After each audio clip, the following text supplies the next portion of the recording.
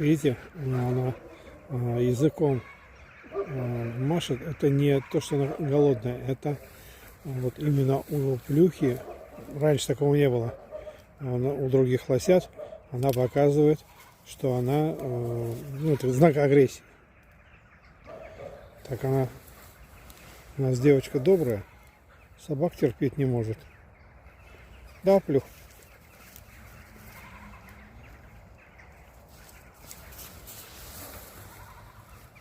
Хантер, не рискуй. Она маленькая на вас нападает, а будет большая вообще придет. Да?